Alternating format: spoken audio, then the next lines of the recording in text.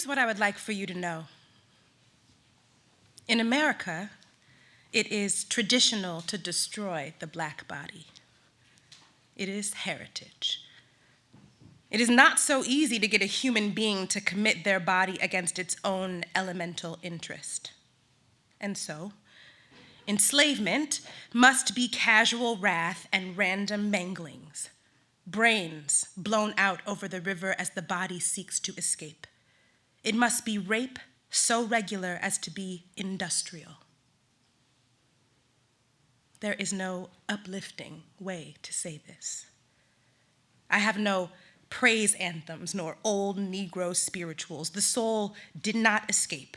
The spirit did not steal away on gospel wings. The soul was the body that fed the tobacco, and the spirit was the blood that watered the cotton, and these created the first fruits of the American garden. And the fruits were secured through the bashing of children with stovewood, through the hot iron peeling skin away like husk from corn. It had to be blood. It had to be nails driven through tongue and ears pruned away. It had to be the thrashing of kitchen hands for the crime of churning butter at a leisurely clip. It could only be the carriage whips, tongs, iron pokers, hand saws, stones, paperweights, whatever might be handy to break the Black body, the Black family, the Black community, the Black nation.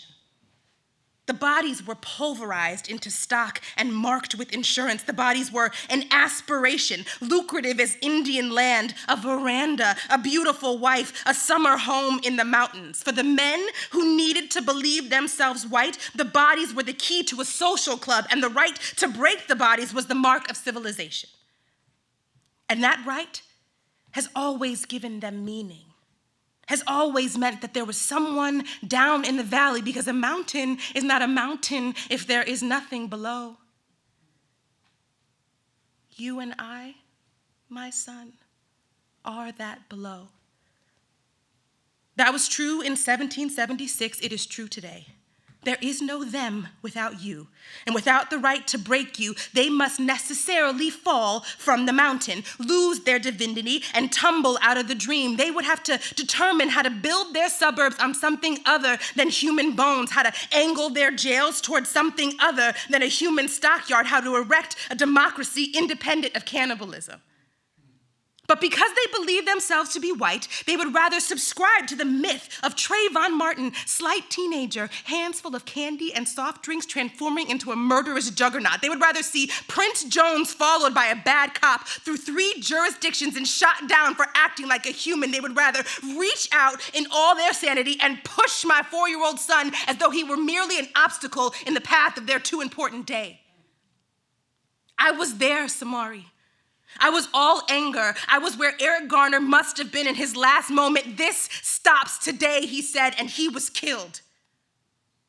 The cosmic injustice, all the weight, the burden, the extra burden of your country telling you the dream is just, noble, real, and you're crazy for smelling the sulfur.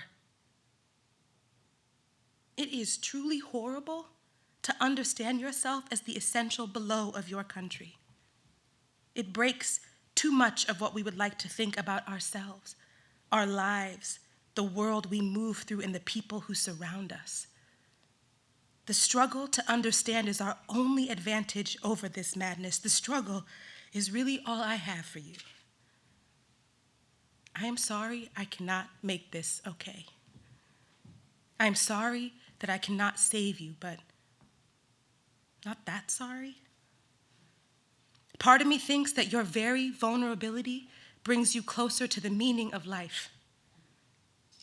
The fact is, I would not have you live like them. You have been cast into a race in which the wind is always at your face, the hounds always at your heels. You do not have the privilege of living in ignorance. I am speaking to you as I always have, as a sober and serious man that I have always wanted you to be, who does not apologize for his human feelings, who does not make excuses for his height, his long arms, his beautiful smile. You are growing into consciousness, and my wish for you is that you feel no need to constrict yourself to make other people comfortable. I never wanted you to be twice as good as them. I have always wanted you to attack every day of your brief, bright life in struggle. Thank you.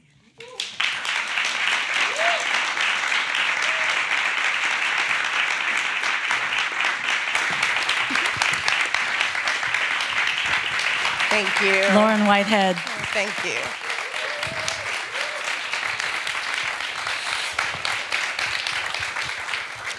So Lauren. Yes. Lauren worked on this Apollo Theater adaptation with Kamilah Forbes, who we're going to hear from in a little bit. How did you approach taking the Ta-Nehisi Coates book and making it into something for the stage with Kamilah? Kamilah is so brilliant, and anybody who's worked with her knows that she's very ambitious. So she came to me and she said, I got this great idea. We have this book. Have you heard of it? And I was like, yeah.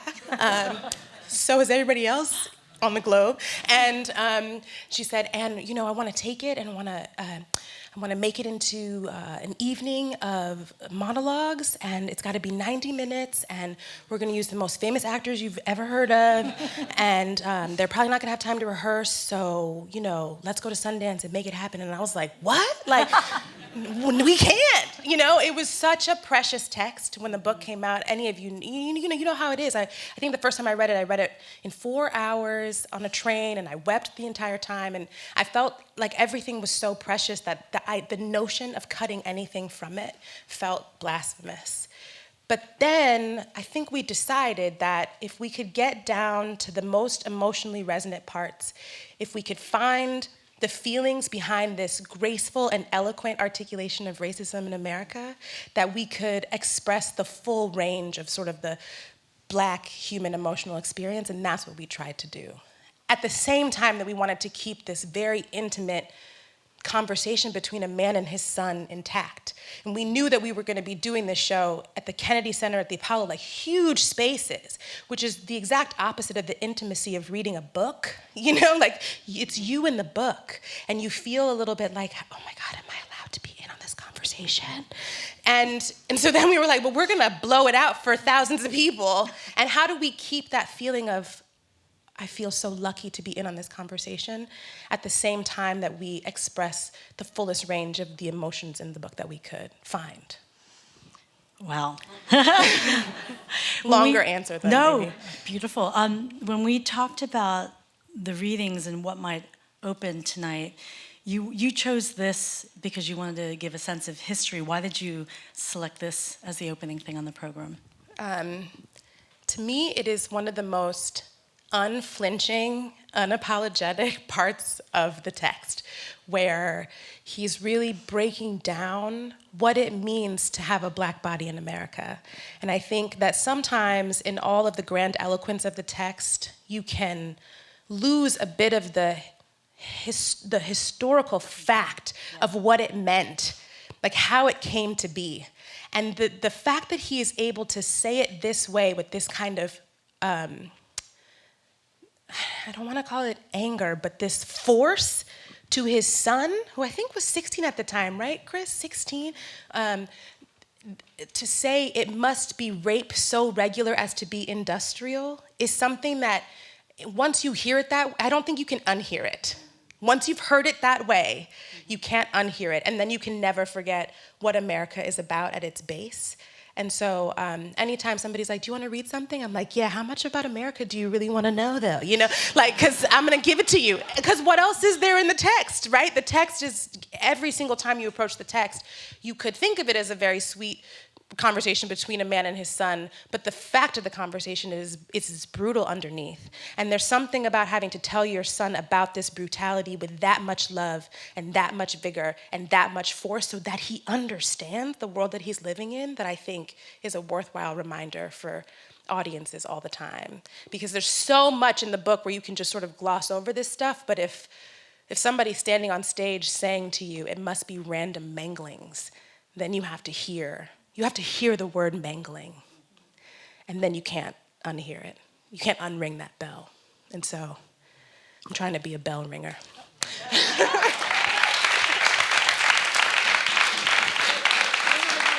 Oh, thank you, yeah, thank you. Just one more question, and then we'll be happy to have you back a little bit later in the program. But sure. What's it like to embody this text, not only at this particular moment in your in your life?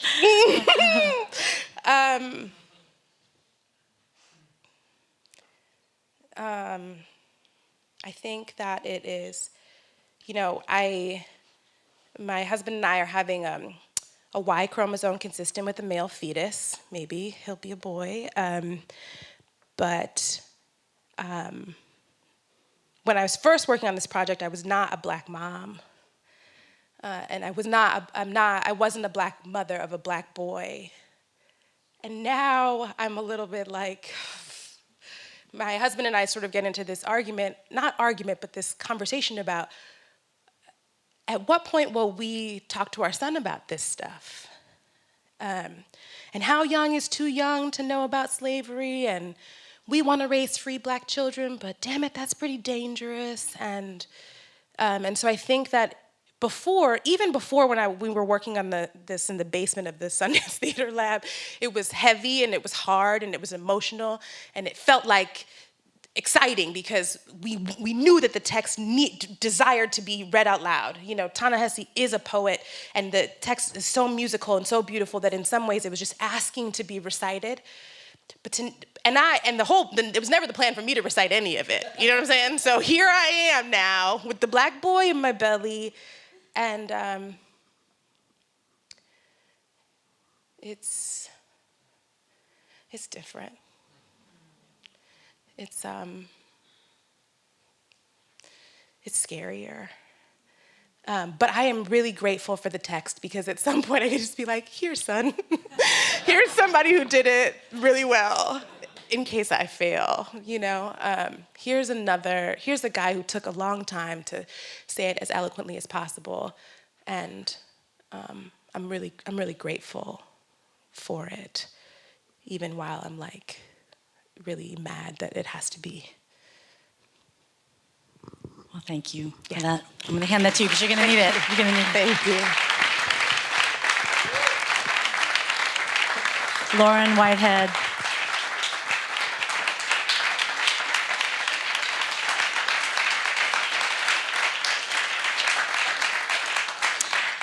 I have to thank Mark Bamuti-Joseph, who was in the cast of the Apollo and Kennedy Center run, because he told me about Lauren and her work with Kamilah, and he said she was the dramaturg, and I've been trying to get her on this stage for a Daniel Bernard Remain Mark piece, and the dates never worked out, so I'm delighted Lauren's in the house tonight.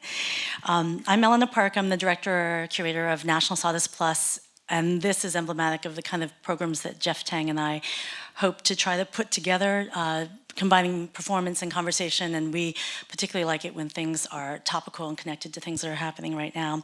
So with that, I want to invite Jeanine Tesori onto the stage.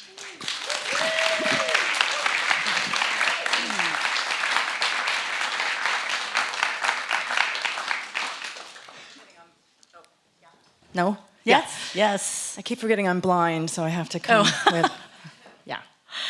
Well, this evening, actually, I'll hold you up. There's a great thing about a piano. It's like, meet my friend. This evening actually came about because I ran into Jeanine at a reception after someone's opera. Mm-hmm. And I said, what are you working on? And she said, this opera, Blue, and mentioned James Baldwin and Ta-Nehisi Coates. And I was like, tell me more. So how did that come to be, and what is this opera that you are working on with Tazewell Thompson? Tazewell Thompson, who is not here. Usually Tazewell does this because it's very, it's not my preference to be here speaking for the opera because it's really Tazewell's a lot of his story. He's a black queer librettist and author and director, and he's working on a play right now about the Fisk Jubilee Singers in DC. He's in tech, or he would have come. That's true. Yeah. I blame him. So Cheska Zambello, who runs A Glimmer Glass and WNO, called me and said, I want to do an opera. I want to commission one about something difficult, something topical, something super national sawdust, I would call it. That's how I describe things now. And so I said, well, and she said I would like to do something about race because it's so difficult to have the conversations, because the world of words that you have to use have to be examined and prismatic, and you have to look at them and you have to watch yourself. And yet if you're too safe or too careful, you don't talk. And so there's so much silence. You know, the silence is pretty deafening when we talk about race, because we don't talk about race. And there's certainly not an operatic, it's not in the lexicon about race. And I understand why now, having written it. It shortened my life, because it's painful to be, and it's not my story, but it's painful to dig into something when it comes to what's available here. You know, these are my words, I don't write them. And so Tazewell and we embarked on a journey, and I interviewed him, and we talked to a lot of officers of the law, and I talked to people like Richard, who is the son of an officer, and you know, comes from a family, and we tried to understand what the blue line is, and the complication, like the church, which we know in many ways is part of the solution and part of the problem. It's complicated, and there are tiers and strata of complication, and that to me is the same thing in terms of someone like Tazewell's story, because he tells this unbelievable. His first image is his family had a fire, and his 2-year-old brother was killed in this fire, and Tazewell was 4, and he said the first image of his life was 2 white hands pulling him out of the fire. And it stays with him, and we had to have these incredible conversations, and he wanted the father, who turned out to be an officer, a policeman, he wanted the father to be a musician. And I'm like, I'm not writing for a musician, because those musicians, for me, they don't exist anymore, the guys who gig, and when I was growing up, it was just stopping. And I've seen that. I've seen these you know, men of color musicians, and I don't want to do that. I want to write an officer's story, and I want to write an upper middle class story of a family, and it's about possibilities, and then it's about a possibility that's extinguished. So I don't want to write for a family that's simply defined by its struggle. I want people to understand what the consonance is and what happens when the dissonance happens to this family. And the only thing I can paint with is what's inside here.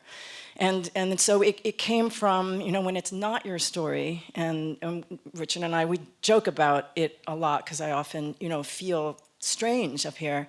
And at the same time, I think that it comes with a responsibility to find out about the papal bulls, about the doctrine of discovery, to talk to people, and your ears have to get Dumbo big, you know, to really just hear what's happening, and really not to be an advocate or an ally, but an illumination. My job is to illuminate the text of this man and the story, and many men, like I think men in Richard's family, and what happens when you're on the blue line, and it's complicated. So the first act of this opera is about possibility, and it's really funny, and it's filled with joy, and then the joy stops. At intermission, it's offstage action, the joy stops. Well, the first thing that we're going to hear of your music tonight with Brianna Hunter is in Act 1. So do you want to set up, or do you think it just speaks for itself? I think I should set it up a little bit. This is Act 1, Scene 1. I just finished orchestrating it in March 1st, so every time something comes up, I'm like, oh, should it be the bass clarinet? You know, it's like, I know where so many composers drink, because there's so many choices. Sometimes I go to the salad bar and thinking, egg? No egg. Egg? No, and it's just like, just give me something, you know. The first act is really about this family and this 3 women, and with one woman is pregnant, and her girlfriends come to visit her, and she's about to give birth.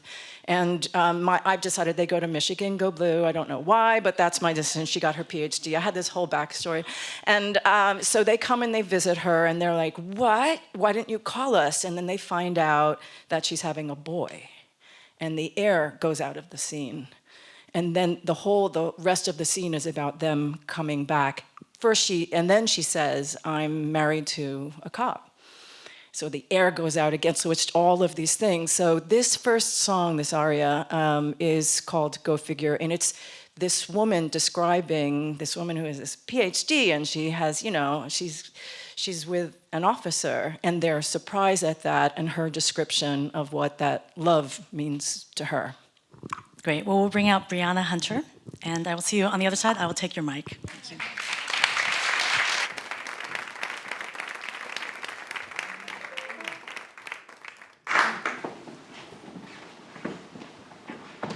I should say, I wrote this for Brianna.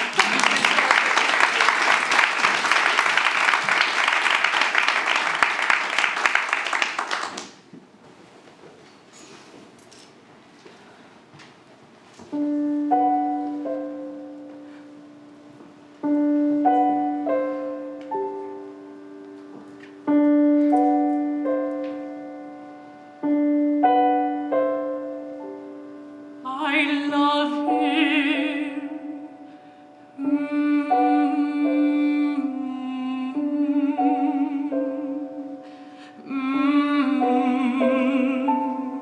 He seems to love me more than I love him, and that's saying something. I looked at him, he looked at me. I heard him say, he said to me, "It's you I want, I must have you, go figure."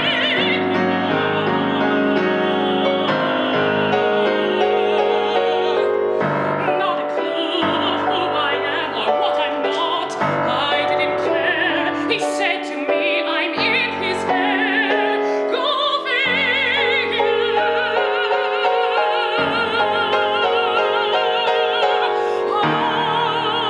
I've been waiting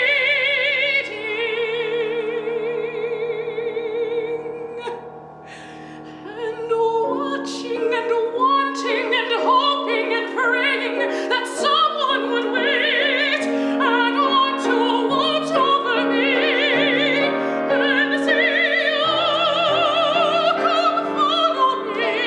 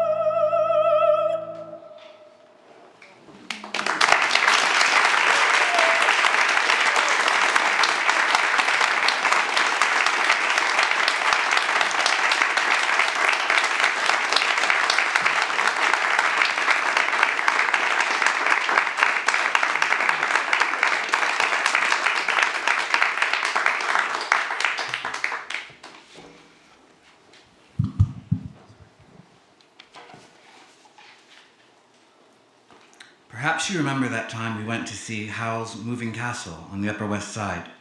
You're almost 5 years old. The theater was crowded, and when we came out, we rode a set of escalators down to the ground floor. As we came off, you were moving at the dawdling speed of a small child. A white woman pushed you and said, "Come on!" Many things now happened at once. There was the reaction of any parent when a stranger lays a hand on the body of his or her child. And there was my own insecurity in my ability to protect your black body. And more, there was my sense that this woman was pulling rank. I knew, for instance, that she would not have pushed a black child out on my part of Flatbush because she would be afraid there and would sense, if not know, that there would be a penalty for such an action. But I was not out on my part of Flatbush, and I was not in West Baltimore, and I was far from the Mecca. I forgot all of that. I was only aware that someone had invoked their right over the body of my son. I turned and spoke to this woman, and my words were hot with all of the moment and all of my history. She shrunk back, shocked. A white man standing nearby spoke up in her defense. I experienced this as his attempt to rescue the damsel from the beast. He had made no such attempt on behalf of my son, and he was now supported by other white people in the assembling crowd. The man came closer. He grew louder. I pushed him away. He said, "I could have you arrested." I did not care. I told him this, and the desire to do much more was hot in my throat. This desire was only controllable because I remembered someone standing off to the side there, bearing witness to more fury than he had ever seen from me. You. I came home shook. It was a mix of shame for having gone back to the law of the streets, mixed with rage. "I could have you arrested," which is to say, I could take your body. I have told this story many times, not out of bravado, but out of a need for absolution. I have never been a violent person. Even when I was young and adopted the rules of the street, anyone who knew me knew it was a bad fit. I've never felt the pride that is supposed to come with righteous self-defense and justified violence. Whenever it was me on top of someone, whatever my rage in the moment afterward, I always felt sick at having been lowered to the crudest form of communication. Malcolm made sense to me not out of a love of violence, but because nothing in my life prepared me to understand tear gas as deliverance, as those Black History Month martyrs of the civil rights movement did. But more than any shame I feel about my own actual violence, my greatest regret was that in seeking to defend you, I was in fact endangering you. "I could have you arrested," he said, which is to say, one of your son's earliest memories will be watching the men who sodomized Abner Louima and choked Anthony Baez cuff, club, tase, and break you. I had forgotten the rules. An error as dangerous on the Upper West Side of Manhattan as on the West Side of Baltimore. One must be without error out here. Walk in single file. Work quietly. Pack an extra number 2 pencil. Make no mistakes. But you are human, and you will make mistakes. You will misjudge. You will yell. You will drink too much. You will hang out with people you shouldn't. Not all of us can always be Jackie Robinson. Not even Jackie Robinson was always Jackie Robinson. But the price of error is higher for you than it is for your countrymen, and so that America might justify itself, the story of a black body's destruction must always begin with his or her error, real or imagined, with Eric Garner's anger, with Trayvon Martin's mythical words, "You are going to die tonight," with Sean Bell's mistake of running with the wrong crowd, with me standing too close to the small-eyed boy pulling out. A society almost necessarily begins every success story with the chapter that most advantages itself, and in America, these precipitating chapters are almost always rendered as the singular action of exceptional individuals. It only takes one person to make a change, you're often told. This is also a myth. Perhaps one person can make a change, but not the kind of change that would raise your body to equality with your countrymen. The fact of history is that Black people have not, probably no people have ever, liberated themselves strictly through their own efforts. In every great change in the lives of African Americans, we see the hands of events that were beyond our individual control, events that were not unalloyed goods. You cannot disconnect our emancipation in the northern colonies from the blood spilled in the Revolutionary War any more than you can disconnect our emancipation from slavery in the South from the charnel houses of the Civil War, any more than you can disconnect our emancipation from Jim Crow from the genocides of the Second World War. History is not solely in our hands, and still you are called to struggle. Not because it assures you victory, but because it assures you an honorable and sane life. I am ashamed of how I acted that day, ashamed of endangering your body, but I am not ashamed because I am a bad father, a bad individual, or ill-mannered. I am ashamed that I made an error, knowing that our errors always cost us more.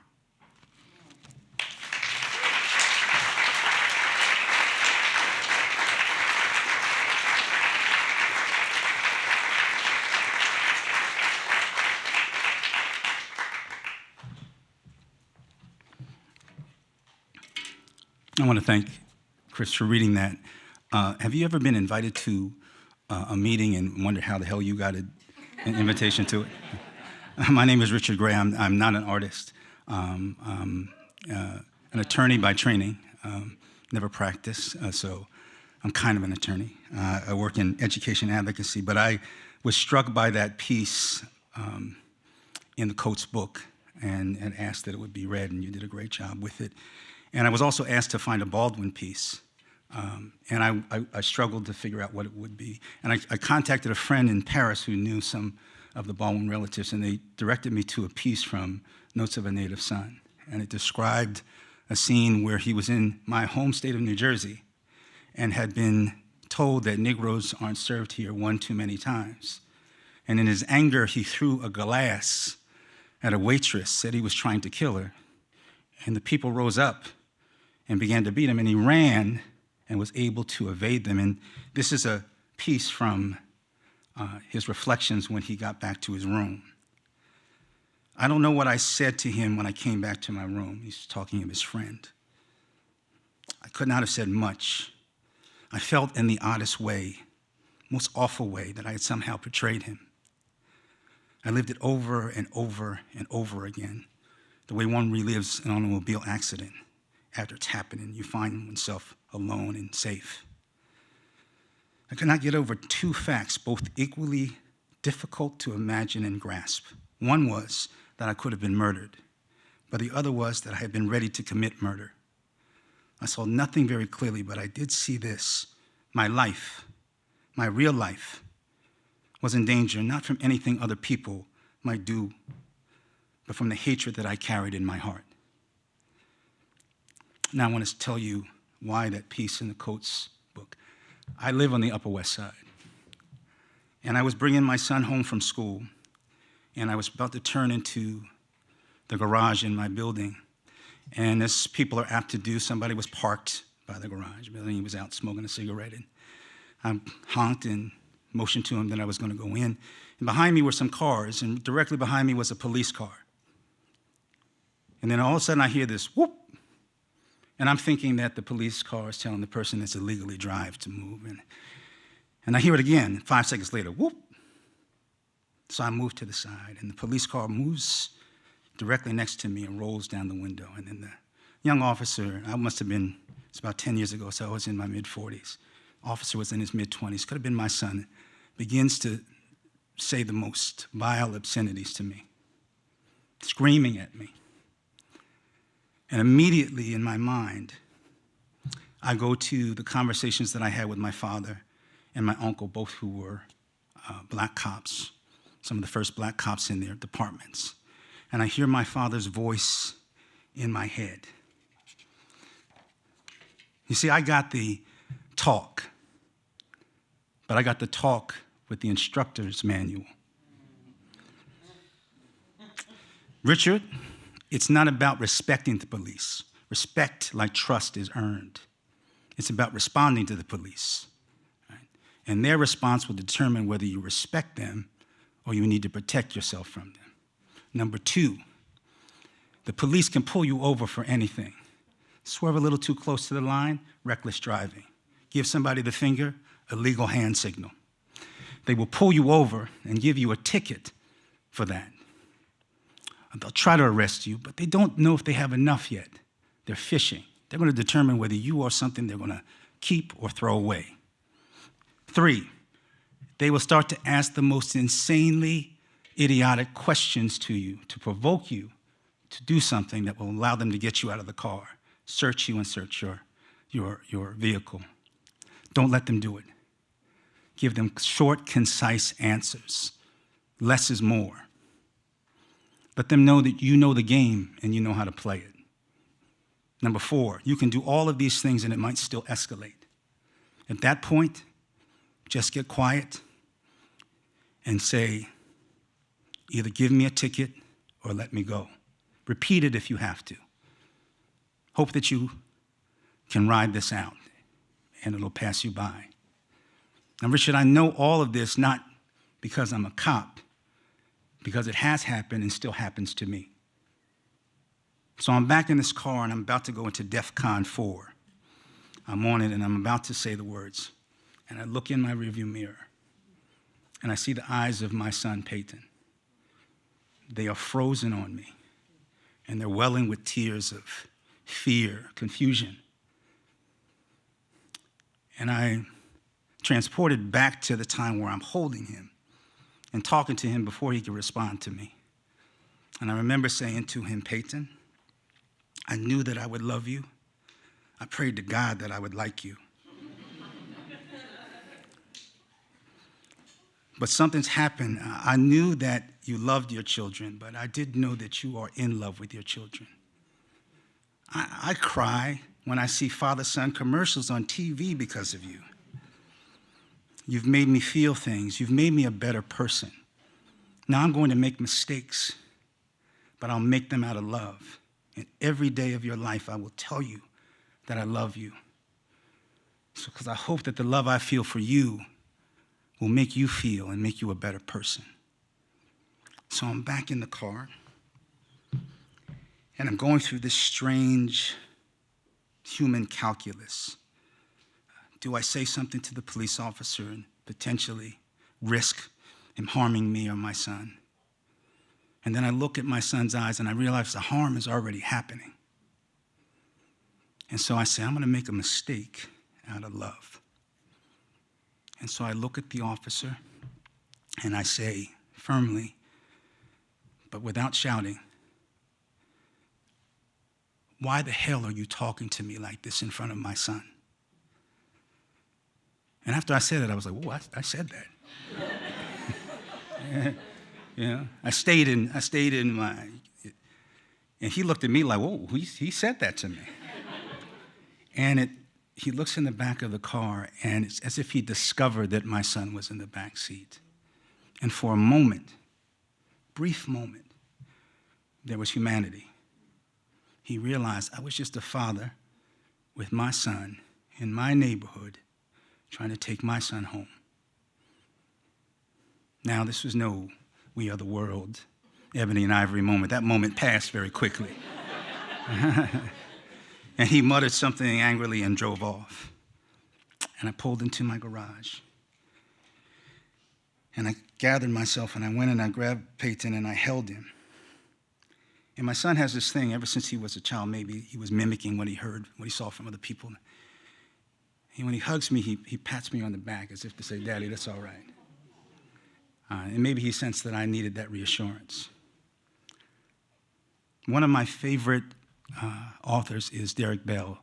If you've ever had a chance to read the book, Faces at the Bottom of the Well, and he talks about racism. He says, we need to be careful that it's not just about ending racism, but it's about not letting racism end us. There's somewhere that in this fight to put on a mask to fight the injustices, we lose our humanity. Right? Jackie Robinson did that. I can't respond with my anger and my fear, and in some sort of Langstonian way, it's almost like a dream deferred. It's humanity deferred. It eats you up from the inside. That's what it did to Jackie. Or explodes when you don't know it. That's what happened with Ta-Nehisi, and that's what happened with James Baldwin. But James Baldwin also said one other thing that I think is going to be the model for my life. He said, love takes off the masks we fear we cannot live without. And no, we cannot live within. I know this is true because the love of my son taught me to take off my mask. Thank you.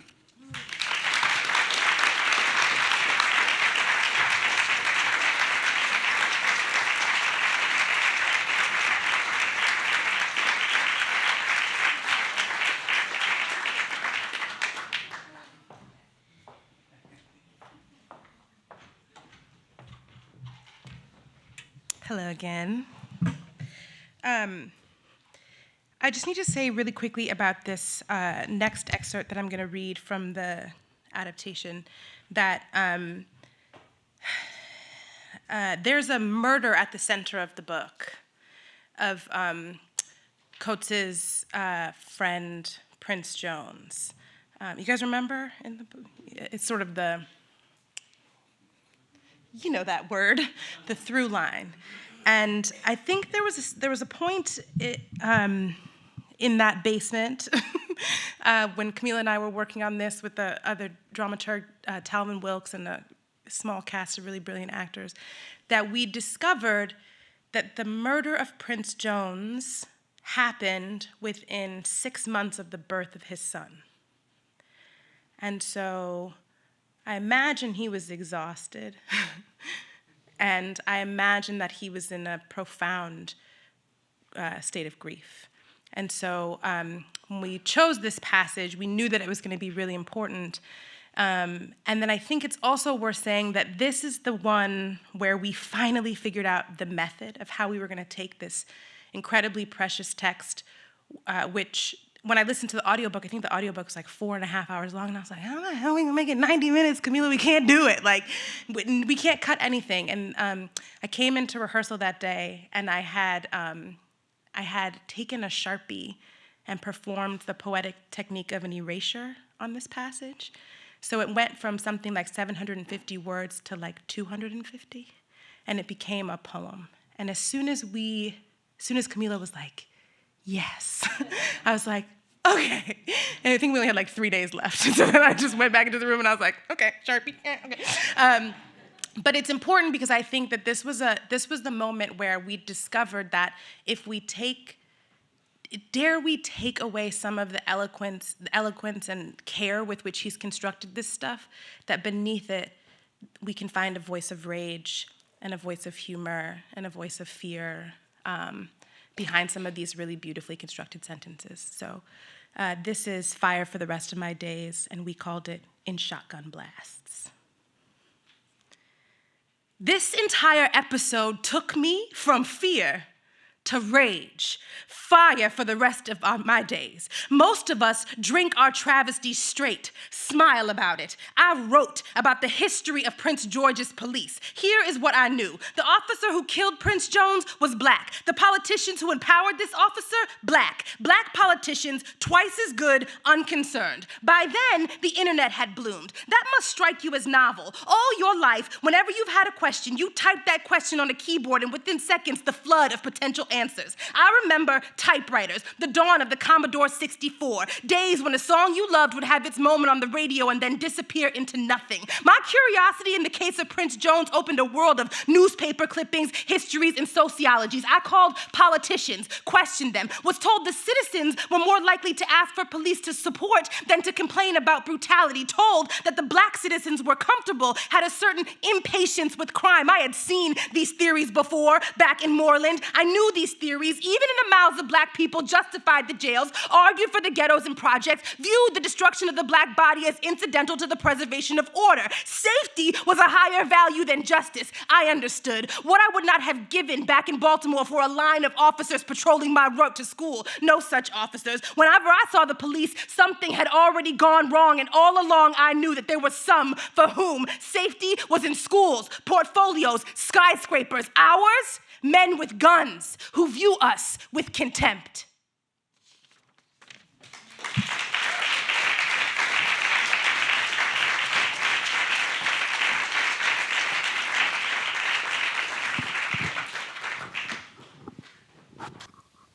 Wow. There's a program that details who everyone is. But just in case you didn't look at it or you don't want to try to read, you already met Jeanine, Tesori, and you met Richard. Chris Jackson is Ta-Nehisi's longtime editor and friend, and he is the publisher and editor-in-chief of One World, which is releasing the most beautiful, interesting, provocative books. Yeah. Chris Jackson. And Kamilah Forbes, I think we've invoked at least 8 times from the stage. Director, beautiful artist, also the head of the Apollo Theater in her spare time. I just want to say we're going to leave time at the very end of the program for some questions. Also, and eventually we'll all have mics. Also, we have some members of the Police Athletic League theater group. Did I get the name right over here? So hopefully you'll have some questions as well for us. I just want to start, Chris, with you. This book, did you have any idea that it was going to be embraced in the way that it has been, and that it would make this leap to the stage and inspiring operas and everything else that's been happening with this? No, you never anticipate that's going to happen for a book. But I will say that at a certain point when I was working on the book with Ta-Nehisi, he sent me a draft, and we'd gone through a few drafts where it had been, good, and I think he's, an exceptional writer. He has many fans, had many fans even then in the world. So I felt like we would always find an audience for his work. But there was a certain point where it became something different, and it's something that happens rarely, for me as an editor, but it has happened a few times when you feel like this is, and it doesn't always, the prophecy doesn't always come true, but in your mind you think this is a book that has that kind of potential. This is a book that has the potential to, move millions of people because it's exactly right. And sometimes, you do have that sense. I mean, I would not have bet money on it, but I had a really strong feeling about it. And as soon as I gave it to the first handful of people, because Ta-Nehisi and I were the only people who read it for a very long time, and it got to a point where I was ready to share it with some people, and I was actually kind of anxious about that because it's an unusual book in a lot of ways, and it's also very fiery. It's got a real the kind of passion that can be polarizing, I think, and in fact is. In fact, there's people who hate the book for that reason. But the immediate reactions I got were exactly what I was hoping for, and I got a sense that it had that kind of enormous potential. Am I remembering correctly that it was your idea that it maybe be framed as a letter to his son? No, that was his idea, but it came out of several drafts where the voice was just not at all right, and was it's really interesting just to think about how you guys then did something else with using the same sort of raw material of that voice, but it was abstract, and it was maybe it felt like a great lecture for a long time about American history and about the black body. And then we did have a conversation one time where I was like, just, keep it super simple and talk like you're talking to your son. And then he, all along has been inspired by Baldwin, and he was like, well, why don't I just write it directly to Samori? These are the things I talk about with Samori anyway. And that's one of those moments when it took this kind of quantum leap from one thing to another. Lauren mentioned that Ta-Nehisi is a poet. Kamilah, what made you feel like this needed to be a work for the stage? Well, I think before the stage, I think when I read the book, having a similar reaction, I felt like, Ta-Nehisi, as he's always done, but was able to articulate something that I feel not only myself, but a community of people could not put into words, and he did. And it was, I remember reading it within 4 hours and sobbing and texting everyone that I could, and wanting to have a conversation. So it was less about wanting to make a play or a piece of theater than it was to actually have a conversation. So the construction of it being a reading and not characters, so the readers, although they might be actors, are themselves embodying the words. So it's not Lauren as character, but it's Lauren as member of community, right? It's member of community embodying the words. So that was really important because I think the interest was to have a broader conversation than, the solitariness of reading a book. And that's the power, I think, of collective art and the power of theater. But that was really the impetus, I should say. Mm-hmm. And Jeanine, I know that this book in particular and the writings of James Baldwin kind of informed what you and Tazewell decided to do. Can you talk about that a little bit? Oh God, the pressure. I mean, look, or answer something else. You can talk about something else. Can I just talk about what keys things are in? But okay. No, it came out of we were to me the epic nature of opera. I really am a theater opera person, like a thopera person. So I felt like all my career, if you call it that, is writing for invisible, not people, but things that are not quite seen, things that are written in lemon juice. And the epic nature of opera, there are a couple of things that I love about it. There are a lot of things I hate about it. But one of the things I do love is that it's the power of the human voice. And the power of the human voice, I mean, you can just bounce a piano on a diaphragm of an opera singer. They're athletes. They're an amazing group of people. And they reach such heights and such depths, and I think it really covers the whole spectrum of the emotion, of the tragedy and the loss and the pain and the humor. And so we really specifically wanted to understand that and also make a work that was theatrical for which the event itself was not seen. And so I think that was really important to us, and we talked about these two, all the works of Baldwin and the Coates book, because of the father. The main thing is about the father's relationship with the son. And this beautiful baby is born and then grows up and then ends up being a 16-year-old who hates his father for being a cop, hates him. And at the end of the act is they forgive each other in a way because of the complication. And it's really an astonishing thing to be able to carve out the man who's playing the father is a bass. And when he sings some very, very hard language on a low G sharp, that sounds so esoteric, but you just feel like you're hearing what hell sounds like out of this voice. And when the mother, we're going to do an excerpt where she is keening, and that is the one thing when Alan Lomax went all over the world and recorded, the one thing that he found were true in almost every single culture he recorded were keenings and lullabies, and they sounded unbelievably alike. And so that ability to bring this abstraction called music into this, underneath this story, was really important to us. And you and Richard had a lot of conversations. Can you talk about that based on the experience Richard has had in his family, growing up in a family of police officers, but also just community work and understanding these subjects? Well, Richard and Richard can talk. We know each other from Columbia Law School. I actually went and took civil procedure. I mean, I don't know why I did that, but I was trying to look in theater. There are a lot of things that, the precision of language was really interesting to me. I ended up being like, who is the old girl in the back? All these freshmen, and I was like, I don't have to take the test, and I'm old, so I'm good. But I wanted to understand precision of language when it came to justice. Mm-hmm. Because in theater, it's just not. I did not want to fuck around when it came to language. I felt like that's what I had to do, and I learned so much from this man, because you can tell, like, he's really an actor. You can tell by the way that you speak. You're a storyteller and actor, but the idea of what you learn about being a justice-seeking people from Richard and his family is really profound for me. I think that's your cue to speak. That's my cue yes. to speak.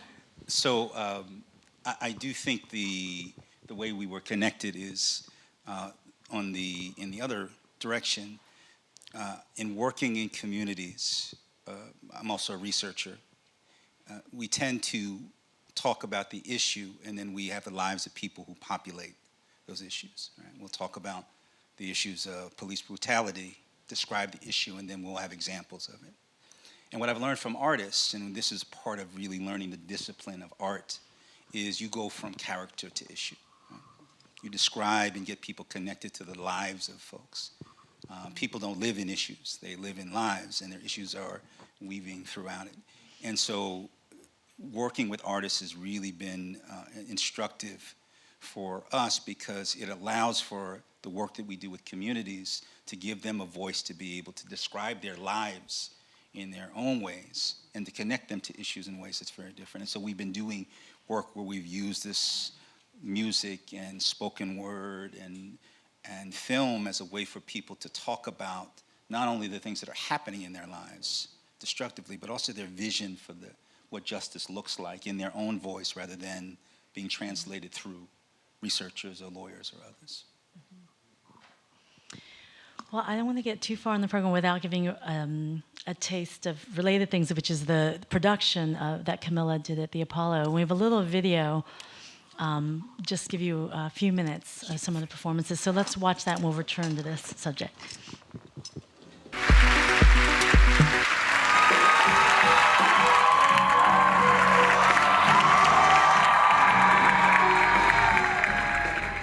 Son, I write to you in your 15th year. I'm writing you because this was the year you saw Eric Garner choked to death for selling cigarettes. Because you know now that Renisha McBride was shot for seeking help. That John Crawford was shot for browsing a department store. The structure of the adaptation is that we've got the actors, our readers, are reading off the page, and that's very important. It wasn't a conceit to make a play, right? It's about how do we use the elements of theater to elevate and illuminate moments from the book, right? So we're using projection design. We obviously have Jason Moran as a composer. What Jason is able to do as a musician is when he builds music, it's not about building a piece of music, but it's using an instrument to communicate an emotion.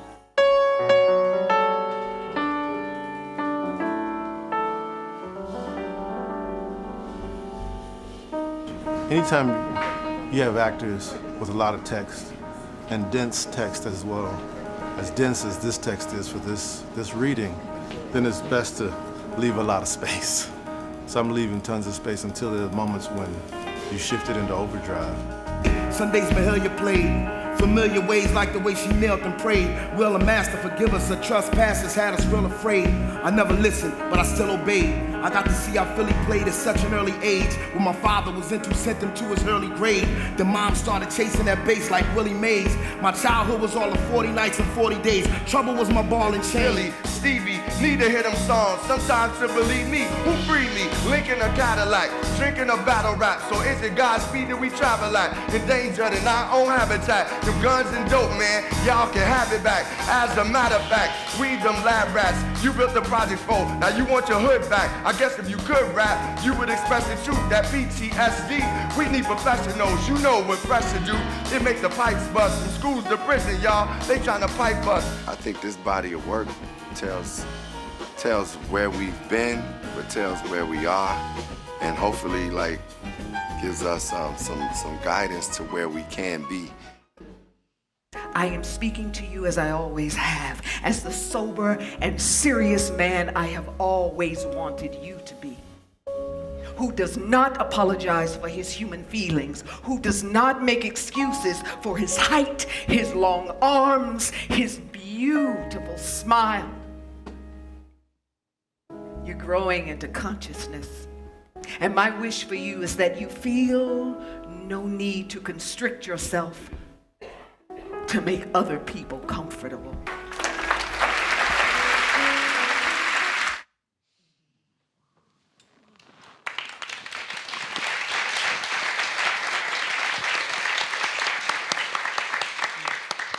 I'm very lucky that I was in the house for that at the Apollo, one of the sold out nights before it went to the Kennedy Center, and I'm hoping it comes back so more people can see it.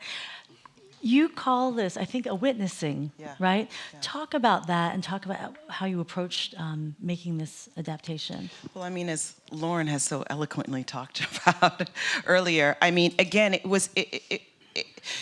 the whole idea was also for it to not feel as though you are being talked at. It's sometimes, you know, pieces of art can put you on the outside as an observer. And I'm just here to observe the art and take it in and go back to my home and, you know, eat my dinner and drink my glass of wine and move on with my life. But the idea of it being a witnessing, it activated in a way as we were talking at the table, well, what is it? What is it that we want? Well, we want a community to bear witness to this topic, the words, the themes in which he talks about in the book, and for it to truly be a participatory dialogue. So, you know, the the folks on stage are less performers speaking at you, but are members of community as much as the audience is. And that was kind of the conceit, which is why we wanted to call it a witnessing, right? Yeah. And I also, one other thing with hip hop, it's funny because Common and Black Thought, so those aren't Ta-Nehisi's words from Common and Black Thought, but it was important because that the voices of hip hop was at the center, because that's a big part of his voice as a writer, a big part as from inspiration point of view. So how is that culture also represented in the work was also very important. So we gave them prompts, and some of the verses were written, and big pieces and chunks of it were just freestyled off of the prompts. I did feel that it was so strong. It was like we were in it's a big space, your theater, but it felt like we were all experiencing something like together. And Richard, you've talked about what art is able to do in terms of your work with communities and speaking to them in a more direct and present way. Can you talk a little bit about the work? I know you and Jeanine have done things through the Broadway Advocacy Coalition and other things. Can you talk a little bit about your experience? Sure, and I think it's sort of an example of that. I've worked with, first I do have to say something. It's my mother over there. I was scared about being up here. So my friend Cindy. And just as sort of a backdrop, I grew up in a family of storytellers. Right? That's what we called it lying, actually. Right? Literally, there was a story that you would start. You're right. There's a story that you would tell, but it would have a grain of truth. But then you would add. Like somebody said, I didn't say that. But that makes it a better story. So I got a story about my mother that I would love to tell you at some point. But I do think that there are people in our in my midst. There's a woman by the name of Zakiya Ansari, who has been battling for a decade to get New York State to actually give, I think it's close to $3.6 billion that the state owes to the city for education. Right? Every year they go to Albany and lobby, right? And she talks about the pain that's been, we've lost a generation of children that could have been informed by that. So in work with the Broadway Advocacy Coalition, there were Broadway artists who came and just talked with parents. And they did this mix of Zakiya just saying her words. And then they created a song using the language from Brown versus Board and the Campaign for Fiscal Equity, which is the school finance case. And what you had was a mix of someone describing their life using the language of music. And if nothing else, it got attention from people. But there was a way of saying that you can take this and actually create art out of people's lives. That people's lives are art, and that people are artists, right? And I think it's one of those things that gives people another way of being able to express what's happening in their lives in a way that's actually embedded in emotion, in sort of a human way. I don't have to reduce my life to a statement that I make in front of someone. I can actually bring the passion and the pain and the joy into it using art.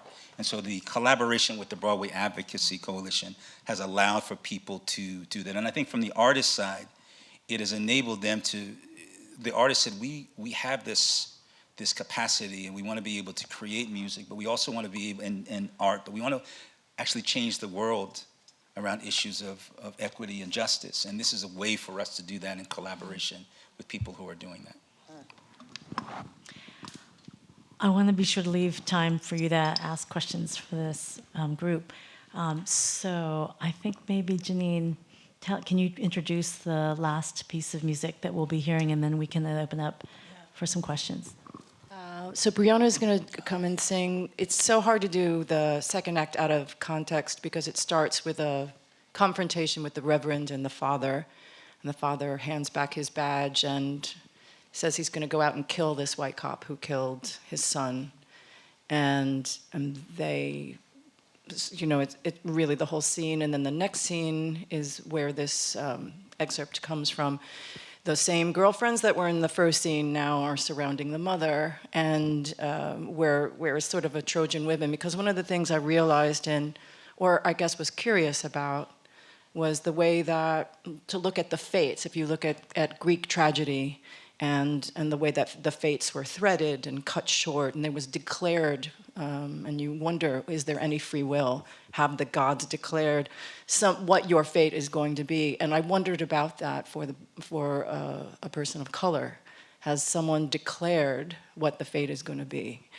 And so the idea of these women being the Greek chorus or Trojan women really came into play. And so they are getting her ready, where they were readying her for the birth in the first act, they're readying her for the funeral. And she can't move. She is just sitting by the window, and they put her lipstick on, and they put her hat, her crown on, and they slowly dress her, and they're singing all the while, but she is without words. And when Tazewell wrote this for me, I took everything he wrote, and I just moved it to the end, because I just said, I don't know that there's language yet for her, until they're starting to walk with her out the door, and then the language comes. And this is the excerpt that we're going to do.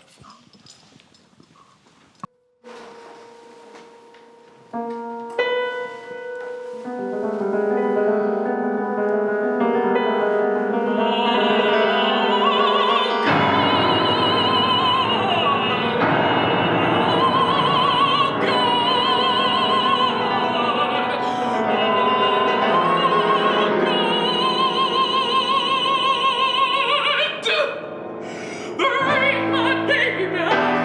Anyway you choose, I'll take him. Take away his hands and feet, but bring him back to me. Bring him back blind, but bring him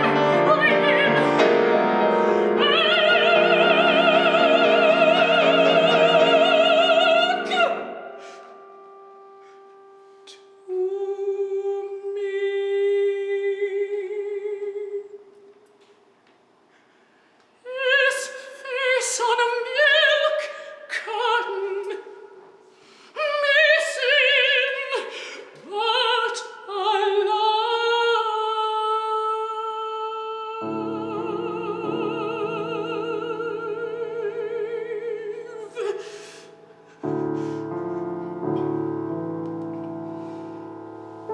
Uselessly I water this plant of hope, for we are not one of God's favorites. Is God saying?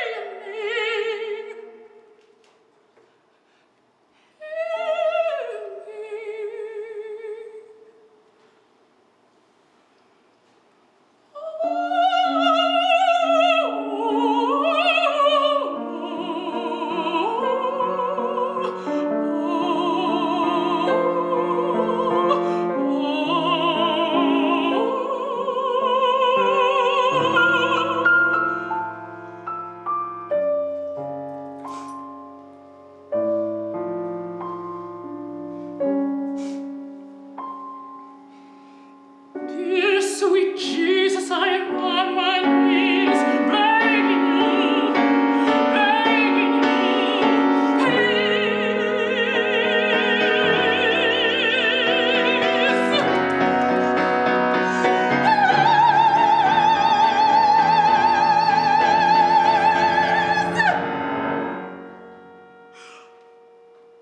God, give me back any part of my baby.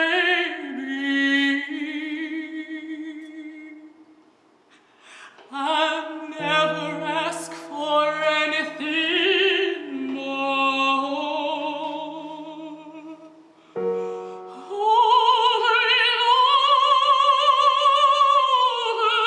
I've stormed heaven with prayers, 'cause we are not one of God's favorites. I have punished my knees begging, begging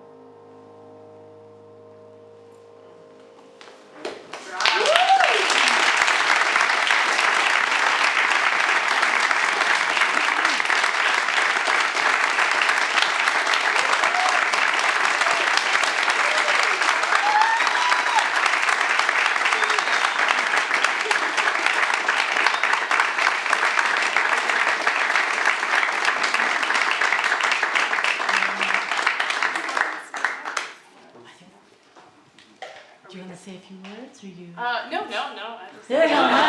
You've done enough. Bravo, Brianna Hunter.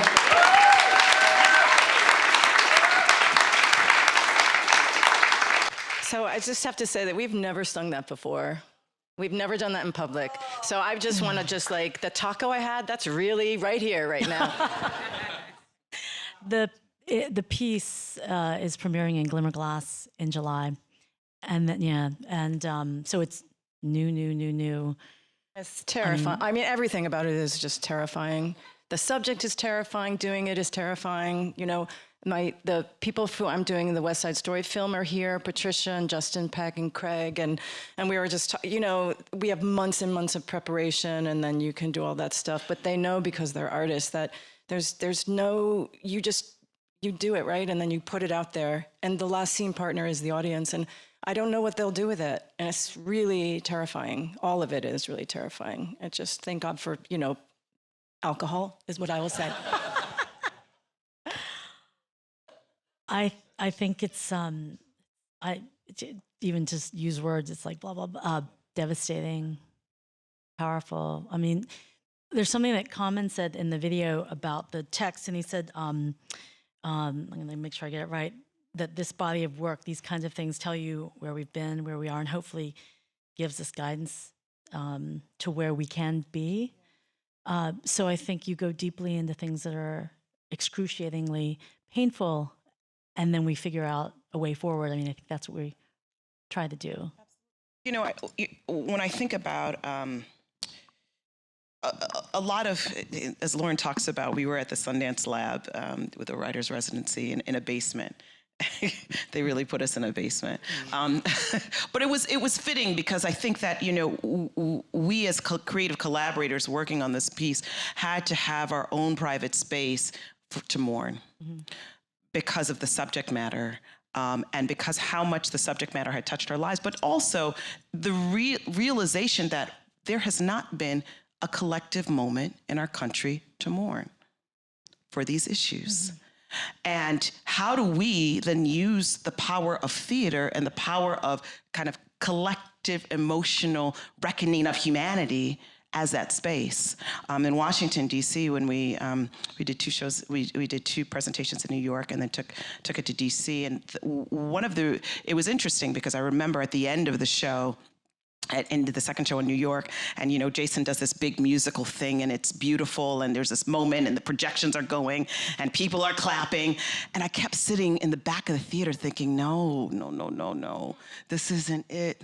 This is there was a conflict in me. So in DC, we decided to add into the production the names for the last 20 years of men and women, brown men and women who've been lost their lives at the hands of police, as a reminder of the mourning that needs to happen in order for us to move forward. And it was interesting, because our scroll originally was about 15 minutes long. And I was like, okay, wait, this is too much. But how do we make sure that we recognize, right? And so I think that goes back to the original intent about this being a moment and a witnessing, right? Not just a moment of presentation. And there was a spontaneous response from the audience. Absolutely. And then you realize, oh, that's why they say theater is church.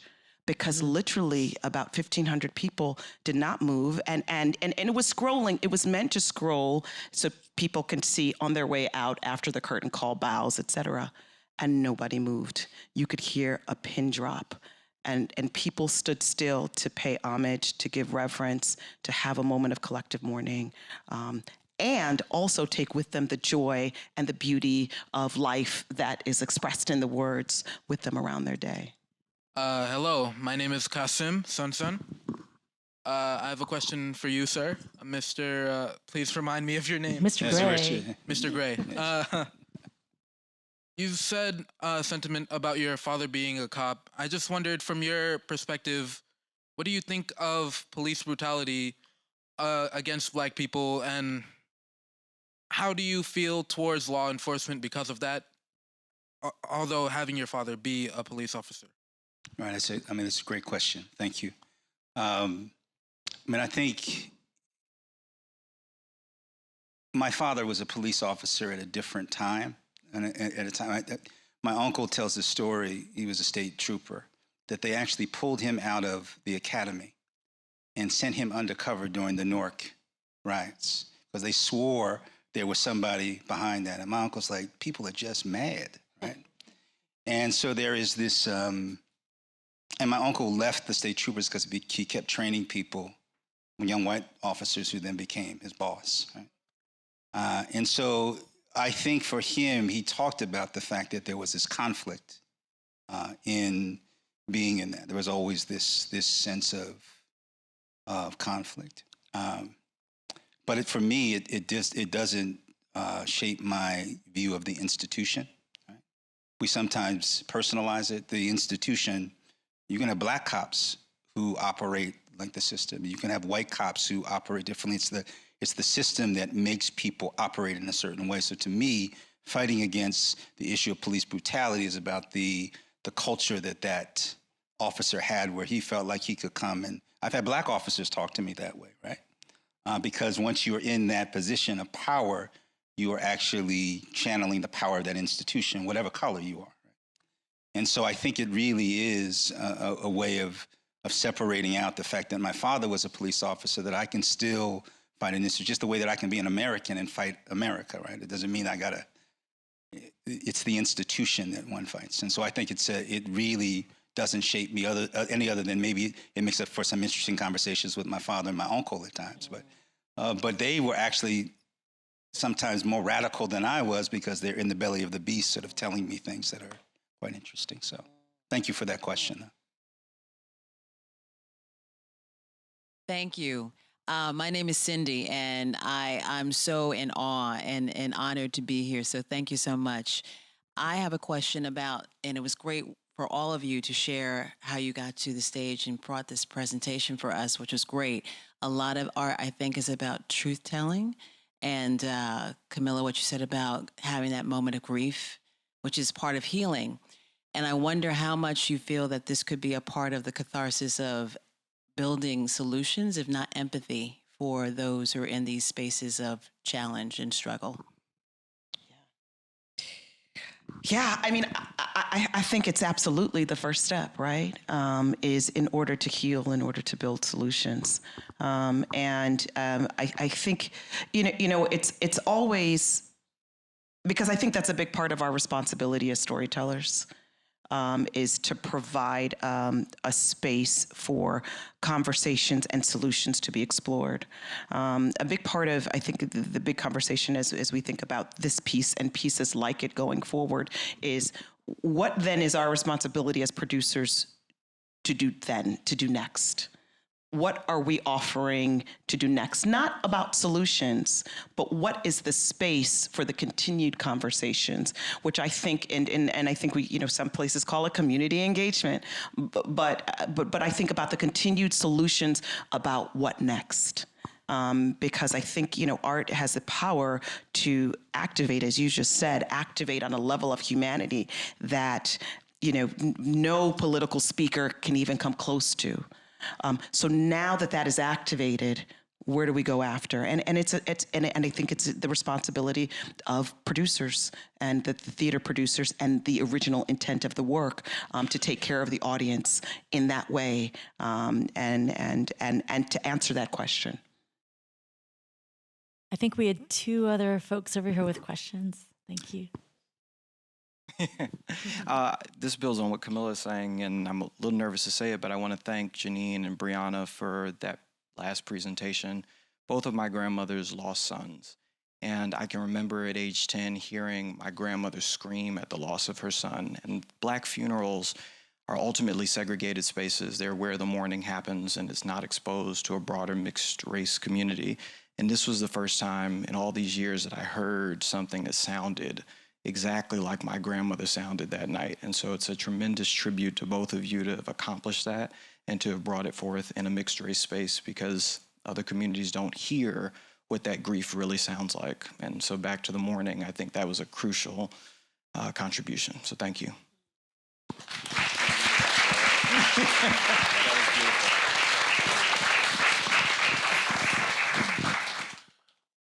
Good evening. evening. And first, I just want to thank Kamilah for inviting me here tonight. And my question is to you, Chris. And so I learned how to read in prison, not literally, but critically, and specifically reading James Baldwin's The Fire Next Time, right? And I was just telling Kamilah this last night, by the way.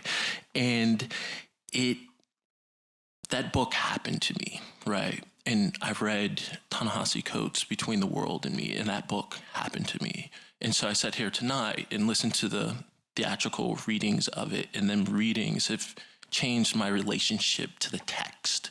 So my question to you, Chris, is seeing these performances in these adaptations of books, of kind of like your life's work as an editor, how do they inform how you do your work? Have they changed how you do your work? That's a really interesting question.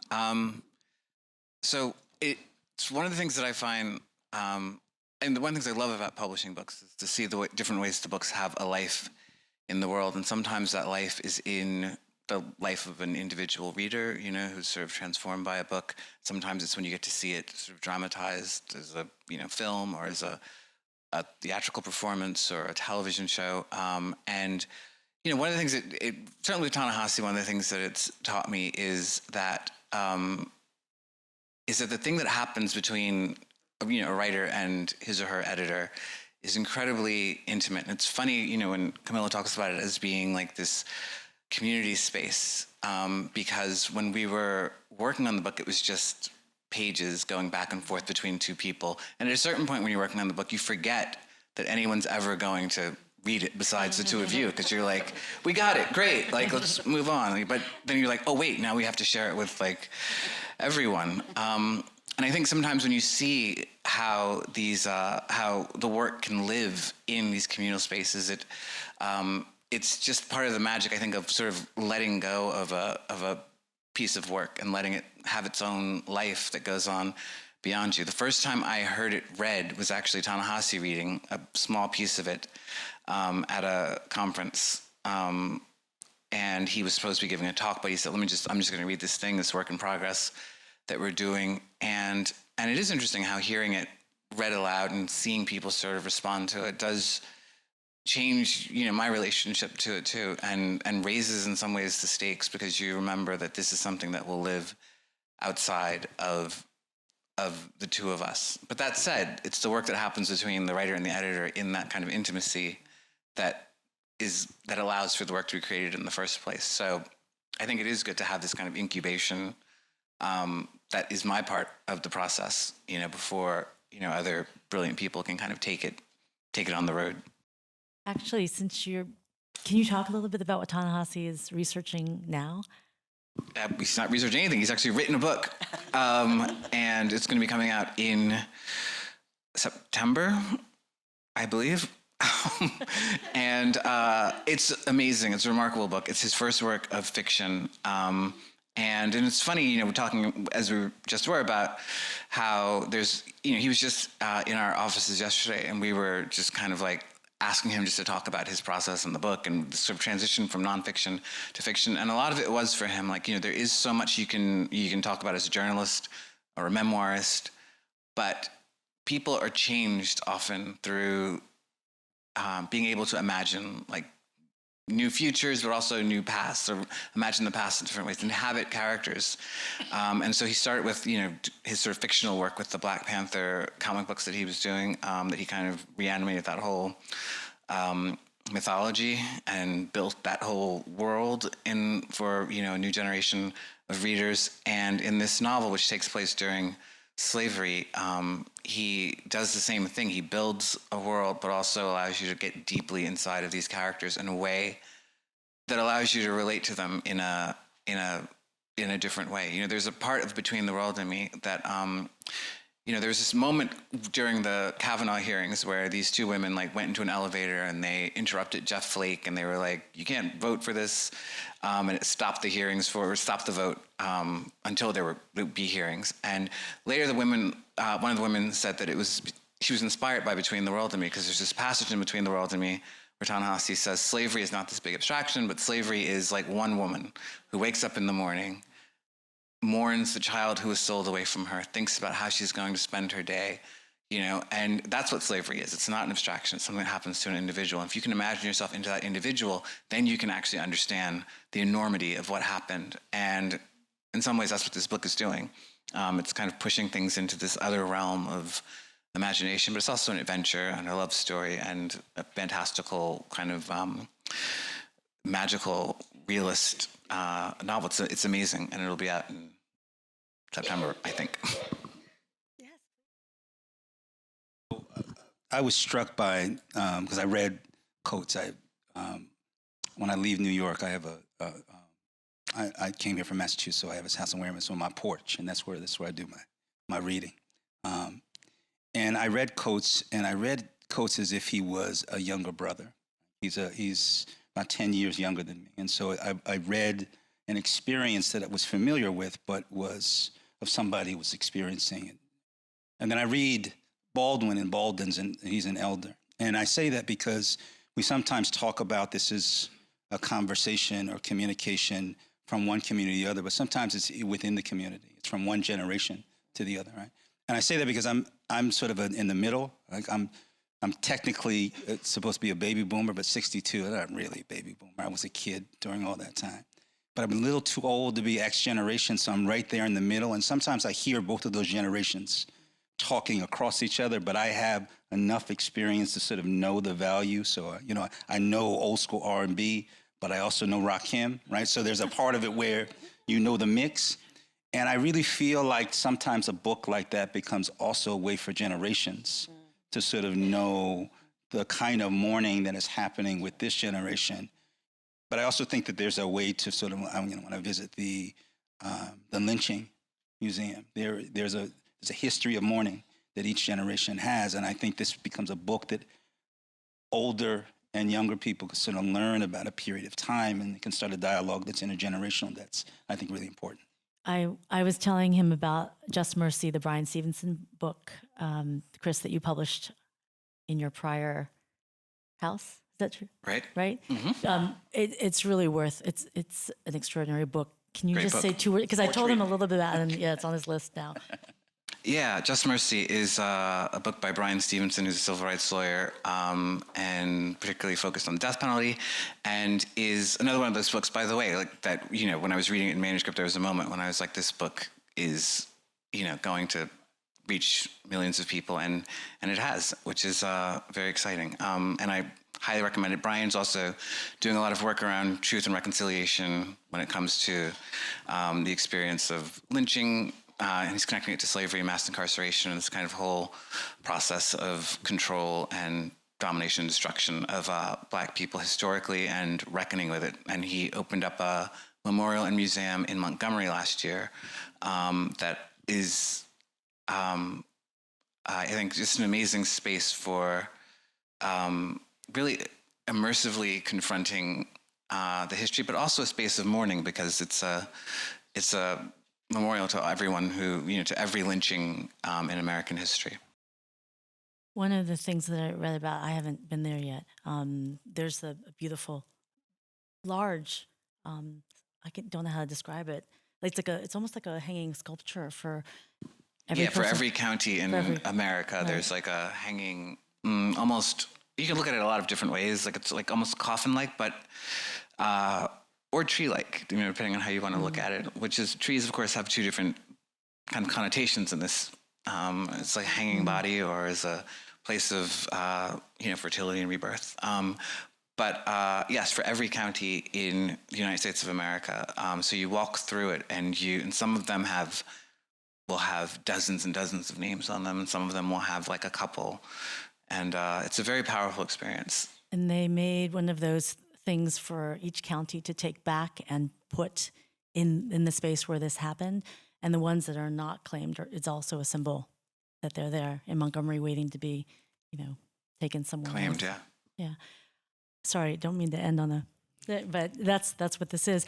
We probably have time for one more final question, unless there's something you all want to say to each other, to the group. I mean, I do want to mention that he is coming to speak at, I think it's August 2nd, at Glimmer Glass. Right, Glimmer Glass, right before production of Blue. And one story that is hard is we're up it's in Cooperstown, which is a very cuckoo cocoa for coconuts place, because you have the Baseball Hall of Fame, so you got those nutcakes, and then you have like the opera, and then I don't know. There's a this spiritual museum. Sears colony. I mean, there's everything. Right it's like, yeah, the music in Star Wars, the cantina, when every creature, it's like, that's Cooperstown. Anyway, I feel very at home there.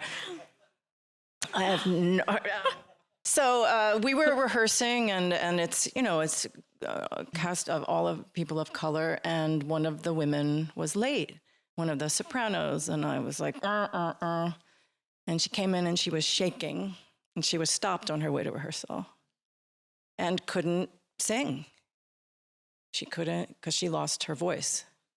So she was stopped by a police officer on the way, and who didn't really believe that she was, and it was one of those moments that she was going on the way to do this piece and lost her voice, couldn't sing, because it was just the possibility, and that was painful.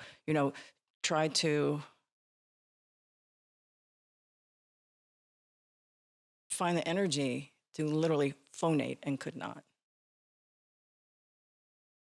I got pulled over by the police a couple weeks ago, driving to take my son to visit SUNY Fredonia. It's the first time we actually been pulled over by the police since that incident. And it was just funny because you always have that reaction, and my wife was in the car, and my son turned into like Stokely Carmichael in the back of the car. He was like, yeah, what the police doing? It's like, son. And I remember, and my wife was the opposite. Tell them we went to college, and then maybe they'll let us go. I was like, that's not going to work either. But I remember saying to my son, when it happened, I started running down those things that my father said. I said, watch what he does. He's going to come up here. And he came and he said, you were doing 69. I was riding with the rest of the traffic in a 55 zone. And anybody who knows laws, if he had said 70, it triggers something that you have to give a ticket. So I knew that he was fishing. And I told him, when he went back, I said, he's fishing, son. He's going to ask a stupid question of me next time. He came back and said, so is there anything on your license that I should be concerned about? And I'm like, man, come on now. If there was, would I tell you? Right? And so I was like, nah, man, just go ahead and do it. And I said, that was a stupid question, son. But I answered him just concisely, no. And I said, he's going to come back here with a warning because he didn't have enough here to be able to do that. My son's like, nah, he's up here doing all this other stuff. And he came back and he gave me a warning, and he sent me away. And I was like, son, listen, this is the first time I've sort of been able to go through that triage with him, while it was happening. It was still, it's still, I knew he was going to let me go, but there's still always that, I was in Fredonia. Everybody knows what Fredonia is. It's in Fredonia, right? I was not in New York City, and even if I was in New York City, it would be. But it was one of those experiences where we then had a conversation about what it was about and what he should do. And I actually asked him last night when I was with my mother, I said, do you remember that incident? He said, vaguely, right? And I was really glad that he didn't remember it, either that incident or my response to it.